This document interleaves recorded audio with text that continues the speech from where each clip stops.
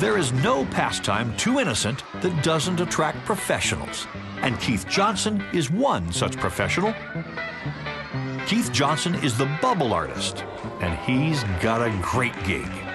His full-time job is all about blowing huge bubbles for kids and maybe sneaking in a few scientific principles along the way. I was the first bubble artist in America to get a government grant to research, create, and perform a soap bubble show. Paid by the government. That is correct. These are your tax dollars at work. You know, considering some of the things our tax dollars are spent on, bubble blowing seems like an efficient expenditure. It does have that cool thing going for it. I just think it's fascinating the way they move, the colors on the outside, the way they shimmy around. They're the funniest things I've ever seen in my life. It seems like that they're really wobbly and unpredictable, but they follow along with some of nature's basic laws.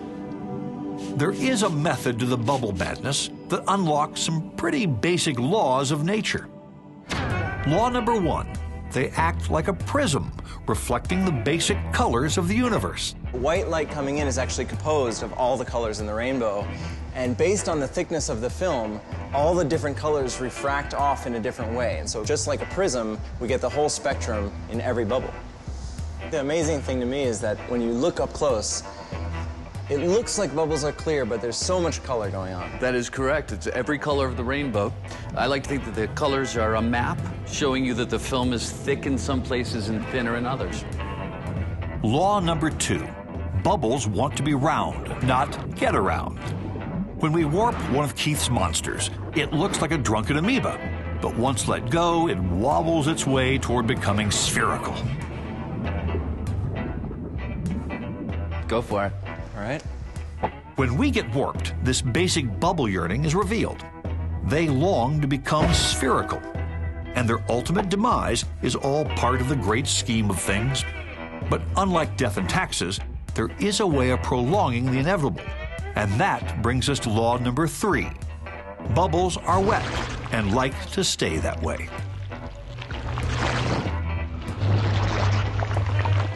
Now, anytime you touch a bubble, it pops, but it seems like you have no problem using any of these tools to mess with bubbles without them blowing up. The rule is dry things pop bubbles, but wet things don't. If you wet your hand, you could probably put your whole hand in there. All right, I'll try it. Oh, yeah. Very different. The impossible becomes possible. The soap bubble molecules bond with the same molecules coating Jeff's hand, so he's more than welcome to come inside.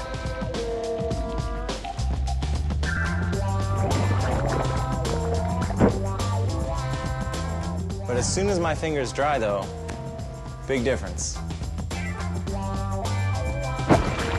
A dry speck of dust enough to pop the bubble. It's amazing how delicate the bubble really is. Now, as a bubble expert, have you had a chance to see one of these pop? It happens so fast, I've not. I'd love to see it. It's a couple thousandth of a second. Well, Matt, are you? Why don't we set this up? Keith has had a chance to show off to us. Now it's our turn. We're going to show him something he's never seen before. A bubble bursting at 5,000 frames a second. A simple ball bearing is the projectile of choice to accomplish the task. It's coming down. Ready. At normal speed, How was that? it looks like the bubble just explodes.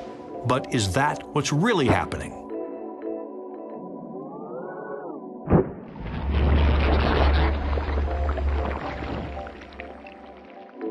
So there it is. It's pretty amazing. You think of it as one event, instant event, but there you could really see the terror. You never think of it as a directional event. It just looks like it's there and it's gone. Watch the bubble burst again, even slower this time.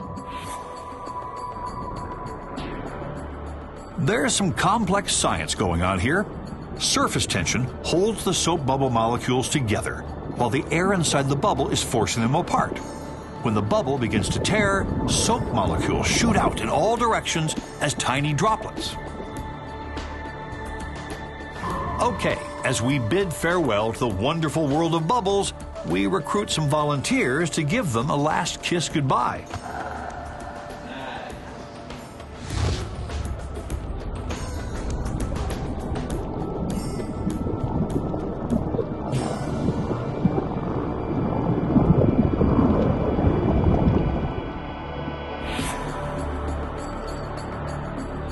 So there you have it, bubbles. Everyday psychedelic miracles of physics, the time warp way.